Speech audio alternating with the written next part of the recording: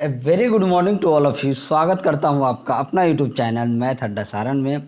तो चलिए फिर मैं हाजिर हो गया एक नया सेशन लेके दी प्लेटफॉर्म का, जो रेलवे ग्रुप डी साइंस का प्रीवियस ईयर क्वेश्चन 2500 प्लस है, जिसका वॉल्यूम 1 हम करने वाले हैं।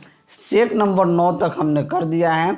आज हम सेट नंबर 10, 11 और 12 करने वाले हैं, जो कि 20/9/2018 को फर्स्ट शिफ्ट, सेकेंड शिफ्ट और थर्ड शिफ्ट में पूछा गया सारा प्रश्न है। और जानते हैं कि ये लिमिटेड साइंस है, ये क्वेश्चन जो है रिपीट होते रहता है। तो चलिए, अगर आप हमारे चैनल पर नए हैं तो चैनल को सब्सक्राइब कर लीजिए, साथ ही साथ बेल आइकन को दबा लीजिए, ताकि हम कोई भी वीडियो अपलोड करें उसका नोटिफिकेशन आपको मिलता रहे।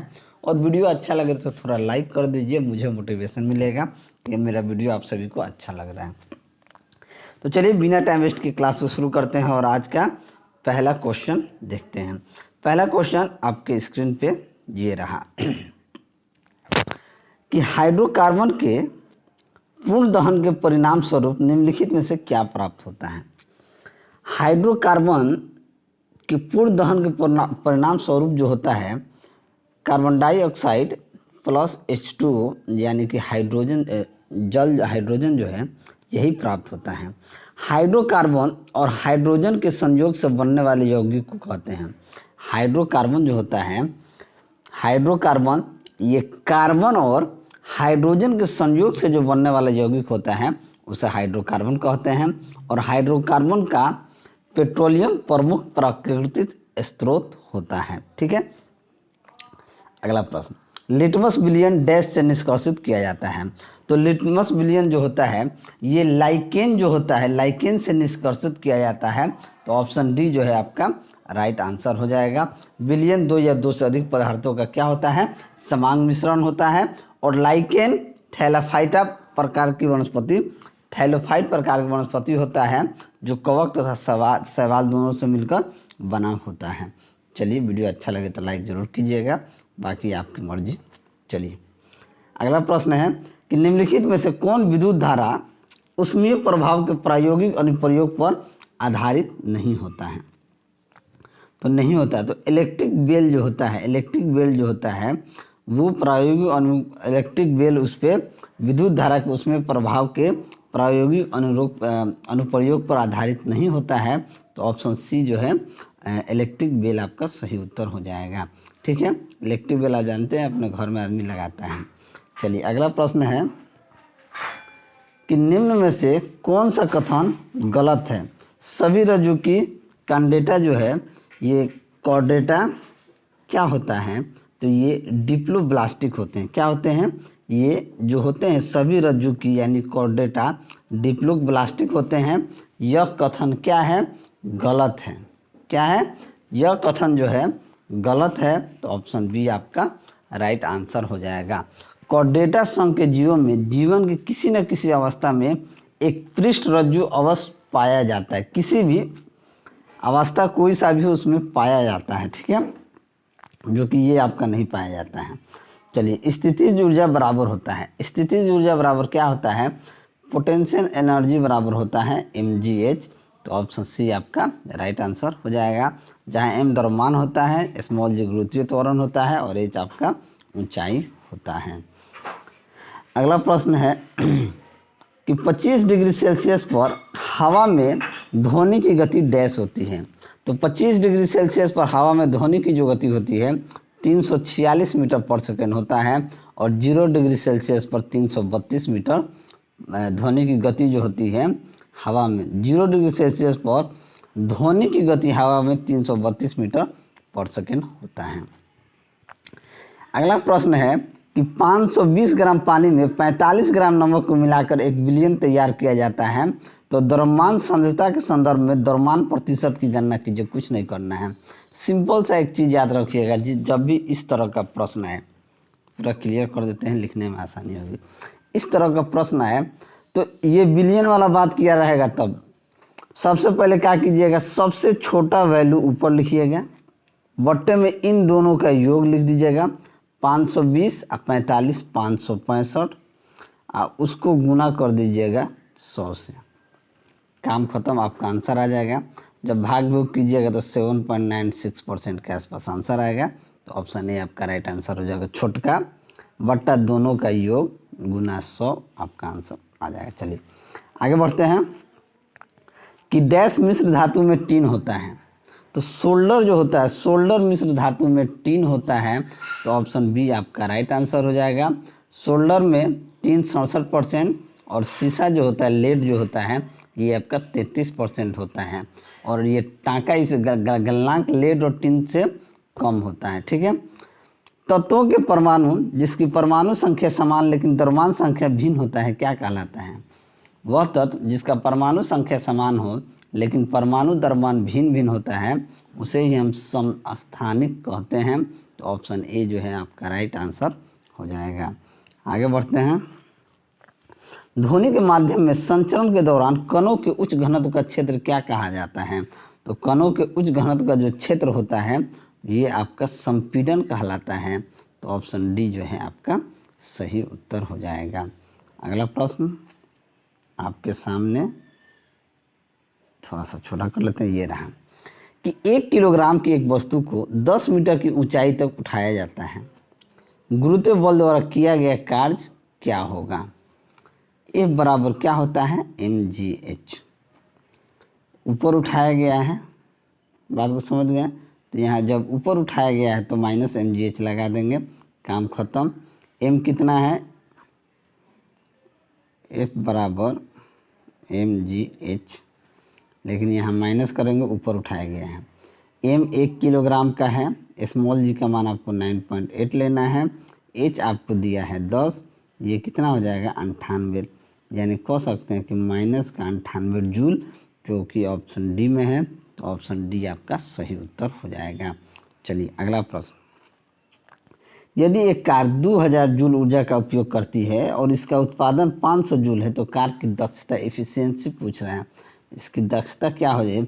दक्षता होता है आउटपुट बट्टा इनपुट गुना 100। आउटपुट यानी कि 500, इनपुट आप दे रहे हैं 2000, और एफिशिएंसी निकालने के लिए 100 से गुना, 2 जीरो से 2 जीरो काट दीजिए, 1 जीरो से 1 जीरो काट दीजिए, 2 से कट जाएगा 25, यानी कि 25% इसका एफिशिएंसी होगा।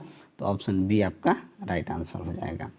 आगे बढ़ते हैं। अगला प्रश्न है, अगला प्रश्न आपके सामने है कि निम्नलिखित में से कौन सा एक तत्व नहीं है? कॉपर, पानी, ऑक्सीजन, हीलियम। पानी तत्व नहीं है, ऑप्शन बी आपका सही उत्तर हो जाएगा। अगला प्रश्न है कि निम्नलिखित में से कौन सी गुरुत्वीय स्थिरांक जी की इकाई है? जी की इकाई क्या होती है? न्यूटन मीटर स्क्वायर पर केजी स्क्वायर होता है। तो ऑप्शन ए आपका राइट आंसर हो जाएगा। कैपिटल जी का कभी कभी जानते हैं क्या कहता है? मान पूछता है।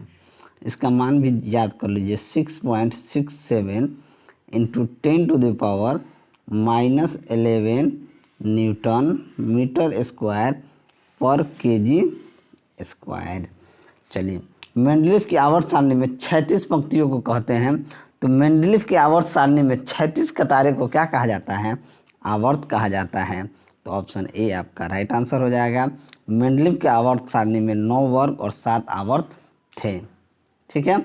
और आधुनिक आवर्त सारणी में आवर्त की संख्या 7 और वर्ग की संख्या कितनी है? 9। चलिए आगे बढ़ते हैं। वीडियो अच्छा लगे लाइक कीजिए। अगला प्रश्न है, निम्न में से कौन सी प्रजनन विधि उच्च भिन्नताओं को उत्पन्न करता है? उच्च भिन्नताओं को कौन उत्पन्न करता है? तो ये लैंगिक प्रजनन विधि जो होता है, ये उच्च भिन्नताओं को उत्पन्न करता है। तो ऑप्शन ए जो है आपका राइट आंसर हो जाएगा। ठीक है। जनन सेलों के क्रोमोसोम या जीन की संरचना या संख्या में परिवर्तन के कारण उत्पन्न होने वाले विभिन्नता को हम लोग क्या कहते हैं? जनिक विभिन्नता कहते हैं। स्क्लेरेनकाइमा में कोशिका भित्ति डैश के कारण मोटी होती है। तो स्क्लेरेनकाइमा में कोशिका भित्ति जो होती है, ये लिग्निन के कारण, किसके? लिग्निन के कारण मोटी होती है। तो ऑप्शन ए जो है आपका राइट आंसर हो जाएगा। इसकी भित्तियाँ इतनी मोटी होती है कि कोशिका के भीतर कोई आंतरिक स्थान जो होता है नहीं होता है।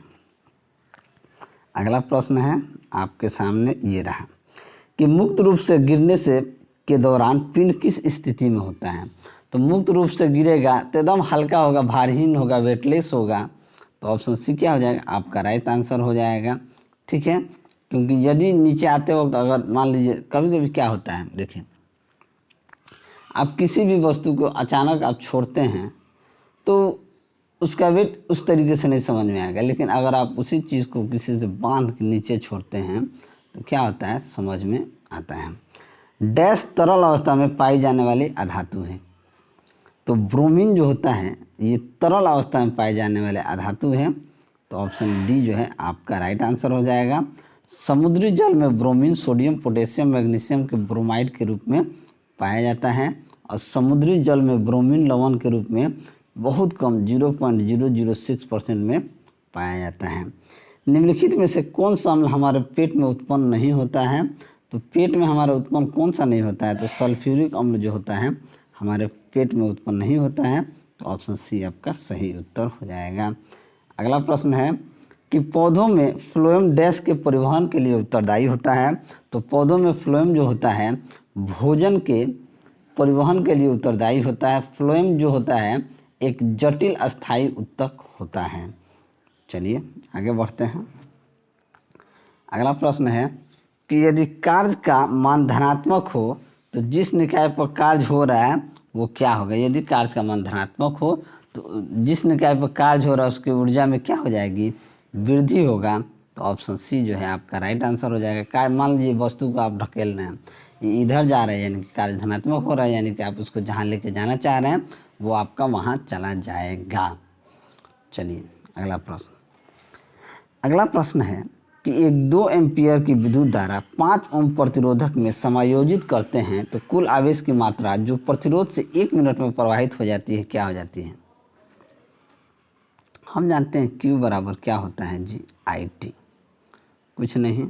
अब देखिए 2 एम्पीयर की धारा 1 मिनट में, I कितना है 2, 1 मिनट में यानी कि 60 सेकेंड, तो 60 सेकेंड 60 दूना 120 यानी कि 120 कूलम। तो ऑप्शन बी क्या हो जाएगा, आपका सही उत्तर हो जाएगा। अगला प्रश्न है कि भ्रूण के लिए भोजन संग्रहित करने वाली जनन कोशिकाओं को डैश कहा जाता है। तो भ्रूण के लिए जो भोजन संग्रहित करने वाली जनन कोशिकाओं को मादा युग्मक कहा जाता है। तो ऑप्शन ए जो है आपका राइट आंसर हो जाएगा। ये सेट नंबर 10 यहाँ पे समाप्त हो गया, जो कि 20/9/2018 को फर्स्ट शिफ्ट में पूछा गया था। अब हम 20/9/2018 के सेकेंड शिफ्ट में पूछे गए प्रश्नों को देखने वाले हैं। क्या करने वाले हैं? देखने वाले हैं। चलिए उसका भी अगला क्वेश्चन आपके सामने स्क्रीन पे दिख गया कि घर्षण द्वारा किए गए कार्य का क्षय नहीं होता है बल्कि वह डैश ऊर्जा के रूप में परिवर्तित हो जाता है। तो घर्षण द्वारा किए गए कार्य का क्षय नहीं होता है बल्कि वह जब घर्षण होता है तो ताप उत्पन्न होगा, तो तापीय ऊर्जा में क्या हो जाएगा, वो आपका परिवर्तित हो जाएगा। तो ऑप्शन बी आपका सही उत्तर हो जाएगा। डैश प्रकृति में अकेले कभी नहीं रह सकता है। तो बल जो है कभी भी प्रकृति में अकेले नहीं रह सकता है, क्योंकि F बराबर क्या रहेगा, द्रव्यमान और त्वरण दोनों साथ में रहेगा। तो यहाँ ऑप्शन डी आपका सही उत्तर हो जाएगा। अगला प्रश्न कि 220 वोल्टेज आउटपुट वाले जनरेटर को 1100 वाट की पावर वाली मोटर से जोड़ने पर प्राप्त होने वाली विद्युत धारा की गणना कीजिए। P बराबर VI, पूरा एरिया क्लियर करना होगा। P बराबर VI, पावर कितना है जी 1100 है, वोल्ट कितना है 220 है, I निकाल देना है, 10 से 10, 11 दूना 22 और 2 5 10, 5 एम्पियर कितना हो जाएगा 5 एम्पियर। तो ऑप्शन ए यहाँ पे आपका सही उत्तर हो जाएगा। चलिए आगे बढ़ते हैं। अगला प्रश्न है कि हमारे कानों में डैश की उपस्थिति के कारण जो एक प्रकार का संयोजित उत्तक होता है कानों में मोड़ा जा सकता है। तो हमारे कानों में उपास्थियों की उपस्थिति के कारण जो एक प्रकार का संयोजित उत्तक होता है उसको मोड़ा जा सकता है। उपास्थिति उत्तक का मैट्रिक्स लसलसा होता है। क्या होता है? उपास्थिति उत्तक का जो मैट्रिक्स होता है ये आपका लसलसा होता है और उसमें बहुत ही पतले तथा महीन कोलेजन तंतु होते हैं। चलिए, डैश चौथे आवर्त और दूसरे समूह में मौजूद तत्व होता है। तो कैल्शियम जो होता है चौथे आवर्त और दूसरे समूह में मौजूद तत्व होता है, तो ऑप्शन बी आपका सही उत्तर हो जाएगा।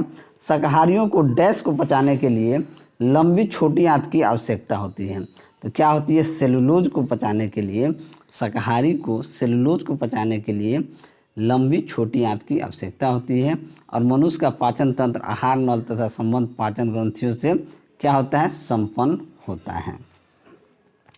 चलिए अगला प्रश्न देखते हैं। अगला प्रश्न है कि द्रव्यमान 10 केजी का एक ब्लॉक समान रूप से अपनी प्रारंभिक अवस्था से 20 सेकेंड में 2 मीटर प्रति सेकेंड की गति तक बढ़ता है और 0 से 20 सेकेंड के अंतराल में विकसित औसत ऊर्जा क्या होगी। औसत ऊर्जा हमसे पूछ रहा है कि क्या होगी। अगर हम देखें, अगर इसका हम पहले निकाल लें काइनेटिक एनर्जी क्या होता है, अगर हम इसका पहले निकालते हैं काइनेटिक एनर्जी जो निकालेंगे वो होगा हाफ एम वी स्क्वायर होता है, ठीक है, हाफ एम वी स्क्वायर, यानी कि 1/2 एम कितना है 10, भी कितना दिया है तो 2 मीटर पर सेकेंड, तो 2 का स्क्वायर डायरेक्ट लिख लेते हैं 4, 2 5 10, 5 चौके 20, कितना हो गया 20। अब इसका समय जो दिया है, अब हमसे क्या पूछ रहा है, पावर बराबर क्या हो जाएगा, काइनेटिक एनर्जी बटा टी, यानी कि 20, 0 से 20 सेकेंड यानी अंतराल 20 हो जाएगा, तो पावर कितना आ जाएगा 1 वाट पर सेकेंड, तो ऑप्शन बी जो है ये आपका सही उत्तर हो जाएगा। चलिए अगला प्रश्न है कि पोटेशियम की परमाणु संख्या 19 है और इसकी द्रव्यमान संख्या 39 है, तो इसके परमाणु में न्यूट्रॉनों की संख्या क्या हो जाएगी। देखिए द्रव्यमान संख्या बराबर क्या होता है, प्रोटॉन की संख्या प्लस न्यूट्रॉन की संख्या, यही ना होता है। द्रव्यमान संख्या में होता है, अगर हम द्रव्यमान संख्या को ए मान लें, प्रोटॉन की संख्या को पी मान लें, न्यूट्रॉन की संख्या को एन मान लें, तो यहाँ पे क्या दिया है, परमाणु संख्या जो दिया है, परमाणु संख्या द्रव्यमान संख्या कितना दिया है 39, यानी कि अगर ये 39 है, अगर एक हमसे क्या पूछ रहा है, अगर ये आपका 19 है तो न्यूट्रॉन की संख्या कितनी हो जाएगी, 39 - 19 यानी कि 20 हो जाएगी, क्योंकि क्या हो जाएगी 20, तो ऑप्शन डी जो है आपका राइट आंसर हो जाएगा।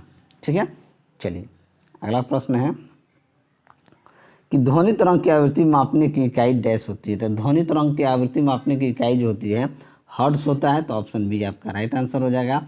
आवृत्ति को हर्ट्ज में नापते हैं, तरंग दैर्ध्य को एंगस्ट्रॉम में, प्राध्वनिक गति जो होता है वो मैक में मापा जाता है। अगला प्रश्न है कि विद्युत ऊर्जा की वाणिज्यिक इकाई जो होती है ये क्या होती है, तो किलोवाट घंटा होता है, तो ऑप्शन डी यहाँ पे सही उत्तर हो जाएगा। 1 किलोवाट आवर में एक किलोवाट घंटा में 1000 वाट घंटा होता है। चलिए अगला प्रश्न है, थोड़ा सा इसको ऊपर कर लेते हैं, ये भी क्वेश्चन आ जाएगा कि किसी व्यक्ति द्वारा डैश लेन से एसिडिटी ठीक हो सकती है।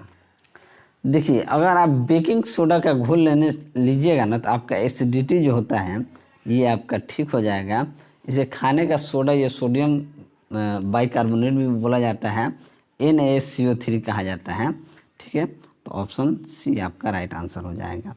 ये 20 ऑक्सीजन के 2 डैश निरूपित करता है, तो 20 ऑक्सीजन में 2 परमाणुओं को निरूपित करता है, 2 परमाणुओं को निरूपित करता है, तो ऑप्शन बी जो है आपका राइट आंसर हो जाएगा। ऑक्सीजन का परमाणु संख्या कितना होता है 8 होता है, और ऑक्सीजन को आवर्त सारणी 16 में रखा गया है। अगला प्रश्न है, निम्नलिखित में से किस विकल्प का गलनांक यानी कि मेल्टिंग पॉइंट और क्वथनांक बॉइलिंग पॉइंट सबसे अधिक होता है। तो सबसे अधिक की बात की जाए तो कार्बन का सबसे अधिक होता है, तो ऑप्शन डी आपका राइट आंसर हो जाएगा। कार्बन पृथ्वी पर पाया जाने वाला सबसे अधिक मात्रा में उपलब्ध पदार्थ है, और कार्बन का परमाणु संख्या कितना होता है 6 होता है। चलिए आगे बढ़ते हैं। अगला प्रश्न आपके सामने है कि सही विकल्प से रिक्त स्थान को पूर्ति कीजिए।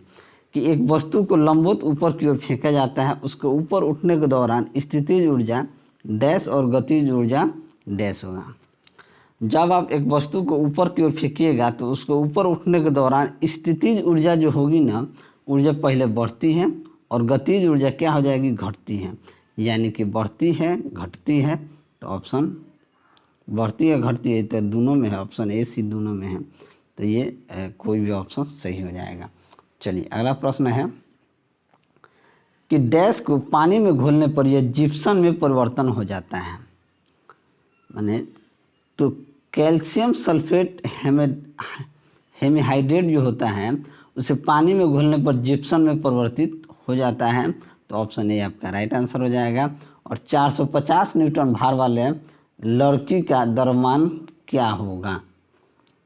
लड़की लिखा है, लकड़ी होना चाहिए। 450 न्यूटन भार वाले लकड़ी का द्रव्यमान कितना होना चाहिए, ये हमसे पूछ रहा है। तो W बराबर क्या होता है? mg होता है। क्या होता है? W बराबर mg। तो यहाँ m बराबर क्या हो जाएगा? W बट्टा में g। W यानी कि 450, g यानी कि 9.8 ले लीजिए, भाग दीजिएगा तो ये 45.9 किलोग्राम के आसपास आ जाएगा। तो ऑप्शन ए जो है आपका सही उत्तर हो जाएगा। अगला प्रश्न है कि किसी वस्तु की गोलाकार दर्पण के वक्रता केंद्र में रखे जाने पर उस अवतल दर्पण द्वारा निर्मित इसके प्रतिबिंब की स्थिति क्या होगी? इसकी प्रतिबिंब क्या होगी? वक्रता केंद्र पर होगा, तो ऑप्शन ए जो है आपका सही उत्तर हो जाएगा। अगला प्रश्न है कि हाइड्रोकार्बन परिवार का प्रत्येक सदस्य पिछले सदस्य से डैश समूह द्वारा अलग होता है। तो हाइड्रोकार्बन परिवार का जो प्रत्येक सदस्य होता है पिछले सदस्य से मेथिलीन समूह द्वारा अलग होता है, तो ऑप्शन डी जो है आपका सही उत्तर हो जाएगा। वह पौधा जो कायिक प्रवर्धन द्वारा नहीं बढ़ता है वह कौन होता है? तो पपीता जो होता है जो कायिक प्रवर्धन द्वारा नहीं बढ़ता है, तो ऑप्शन सी जो है आपका राइट आंसर हो जाएगा। पपीता का खाने वाला जो अंदर वाला भाग जो होता है वही आपका खाने वाला जो होता है। छील के पपीता को आदमी खाता है। चलिए अगला प्रश्न है कि डोबेराइनर उन समय ज्ञात तत्वों से केवल डैश तरीकों को पहचान सकें। तो डोबरेनर जो है ये आपका केवल 3 तरीकों को पहचान सकें, तो ऑप्शन सी जो है आपका राइट आंसर हो जाएगा। डोबरेनर का त्रिक सिद्धांत कुछ ही तत्वों तक सीमित रहने के कारण विश्वव्यापी में मान्यता प्राप्त नहीं कर सका है। ठीक है, निम्न में से कौन जाइलम का प्रकार नहीं है? जाइलम का जो है प्रकार नहीं है, तो सीव ट्यूब जो है ये जाइलम का प्रकार नहीं है, तो ऑप्शन ए आपका राइट आंसर हो जाएगा। जाइलम मतलब 4 विभिन्न प्रकार के तत्व से बना होता है। एक तो आपका वाहिकाय, जाइलम तत्व और जाइलम मृदुतक, यानी इन 4 से बना होता है। चलिए अगला प्रश्न है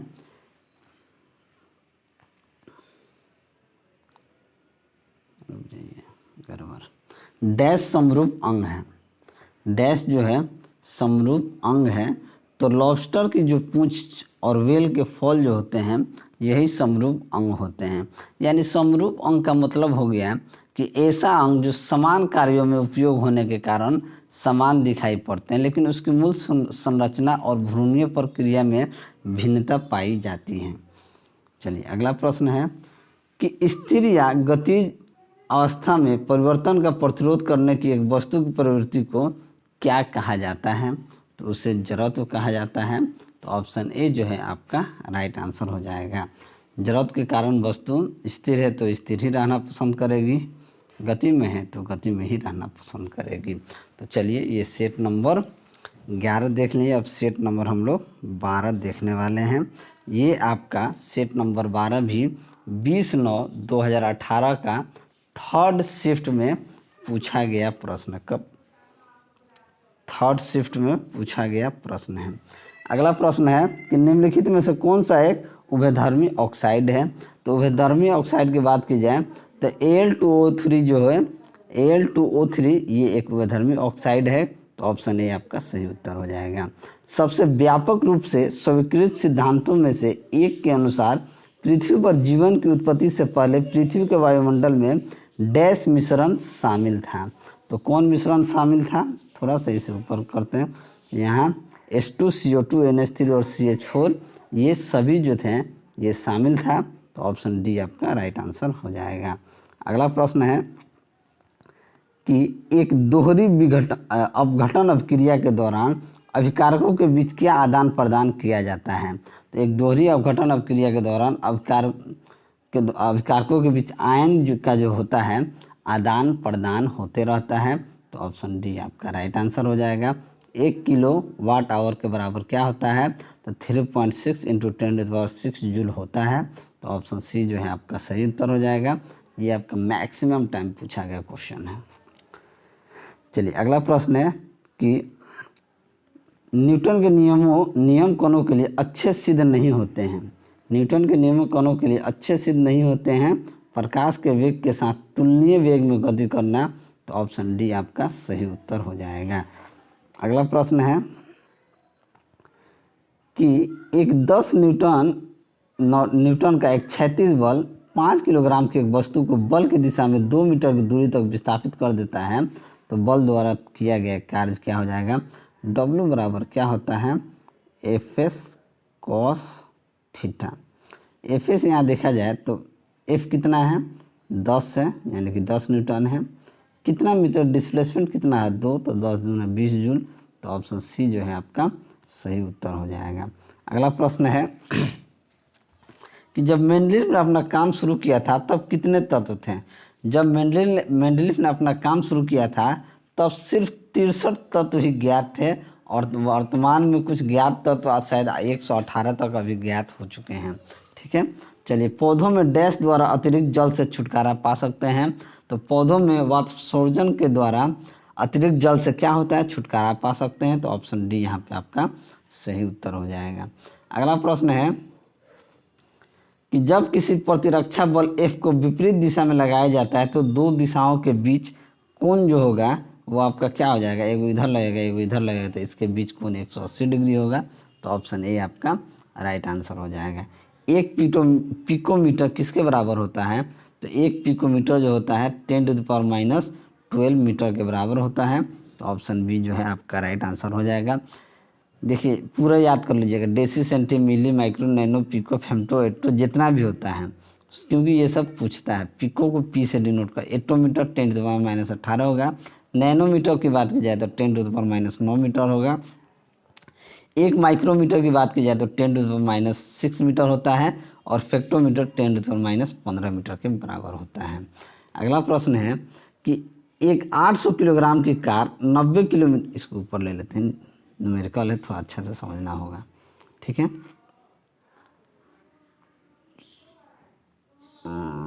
यस, कि क्वेश्चन है कि एक 800 किलोग्राम की एक 90 किलोमीटर प्रति घंटा से चल रही ब्रेक लगने पर 5 सेकंड बाद यह कार रुकती है, तो ब्रेक द्वारा लागू किया गया बल क्या होगा। ठीक है, अब देखिए F बराबर क्या होता है, F बराबर होता है ma। ठीक है, तो यहाँ अगर इस A को अगर हम बदल दें, समय के सापेक्ष में बदल दें, dv/dt के रूप में बदल दें, तो क्या होगा। अब देखिए यहाँ पे 90 किलोमीटर प्रति घंटा को मीटर पर सेकेंड में बदलेंगे तो ये कितना हो जाएगा, 90 गुना 5/18, 18 5 90, 50 25, कितना आ गया, 25 आ गया। अब हम क्या करते हैं, 800 द्रव्यमान है गुना ये आपका 25 आपका ये आपका आ गया, चाल आ गया। समय कितना ले रहे हैं, तो 5 सेकेंड बट्टे में 5, 50 25, 8 5 40, यानी कि 4000 न्यूटन, तो ऑप्शन सी जो है आपका राइट आंसर हो जाएगा। अगला प्रश्न है, यदि पूर्व की ओर प्रक्षेपित अल्फा कण को चुंबकीय क्षेत्र द्वारा उत्तर की ओर विक्षेपित कर दिया जाता है, तो उस चुंबकीय क्षेत्र की दिशा क्या होगी, तो उसका क्या हो जाएगा, अधोमुखी हो जाएगा। चुंबकीय क्षेत्र की जो दिशा होगी अधोमुखी हो जाएगी, तो ऑप्शन डी जो है आपका राइट आंसर हो जाएगा। चलिए अगला प्रश्न है कि किसी ऑब्जेक्ट का डैश नियत है और स्थान बदलने पर नहीं बदलता है, तो किसी ऑब्जेक्ट का अगर द्रव्यमान नियत है तो स्थान बदलने पर नहीं बदलेगा, तो ऑप्शन डी आपका राइट आंसर हो जाएगा। फूल के नर प्रजनन भागों को डैश कहा जाता है, तो उसे पुंकेसर कहा जाता है, तो ऑप्शन डी यहाँ पे सही उत्तर हो जाएगा। और एक माध्यम जिसका अपवर्तनांक सूचकांक 1.5 है, प्रकाश की गति क्या हो जाएगी, प्रकाश की गति 2 × 10⁸ मीटर पर सेकेंड 10⁸ मीटर पर सेकेंड हो जाएगा। देखिए निरपेक्ष अपवर्तनांक जो होता है वो निर्वात में प्रकाश के चाल बट्टा माध्यम में प्रकाश के चाल के बराबर होता है।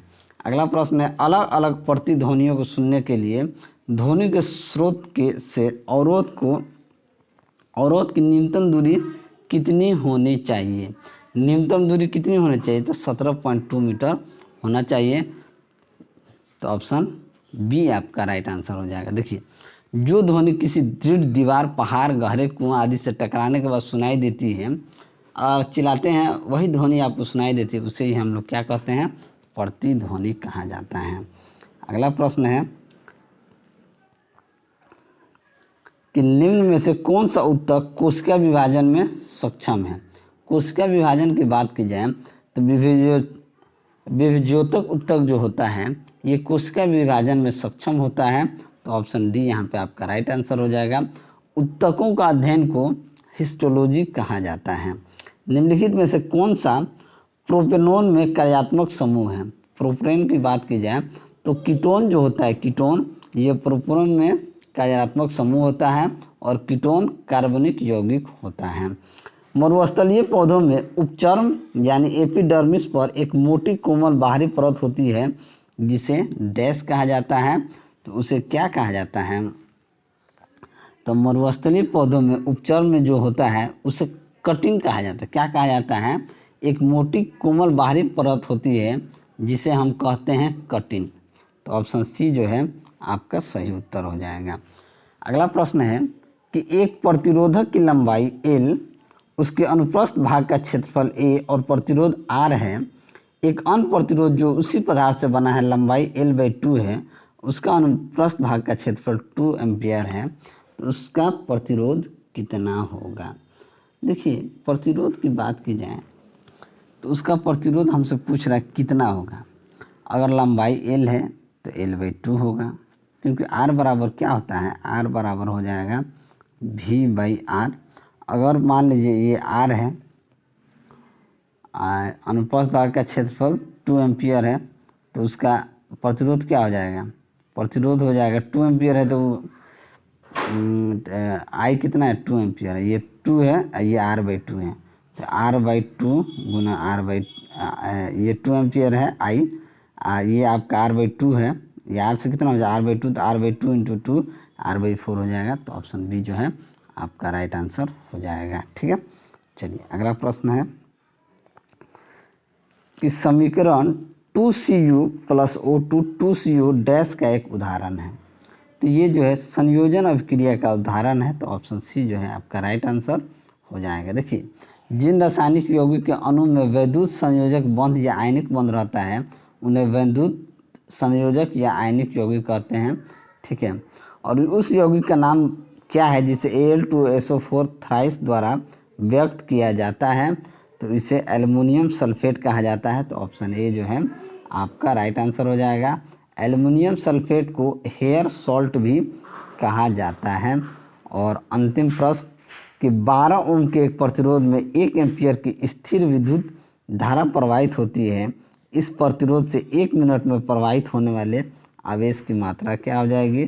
Q = IT 1 गुना 1 मिनट में 1 एम्पियर तो 1 है, 1 मिनट यानी कि 60 सेकेंड गुना 60 यानी कि 60 कूलाम हो जाएगा। तो ऑप्शन ए जो है आपका राइट आंसर हो जाएगा। तो चलिए अगर आप सभी को मेरा वीडियो अच्छा लगा हो तो वीडियो को लाइक करें, दोस्तों में शेयर करें। अगर आप हमारे चैनल पर नए हैं तो चैनल को सब्सक्राइब करें। मैं ऐसे ही वीडियो लेकर आपके सामने हाजिर होता रहूँगा। चलिए मिलते हैं अगले वीडियो में, तब तक के लिए जय हिंद।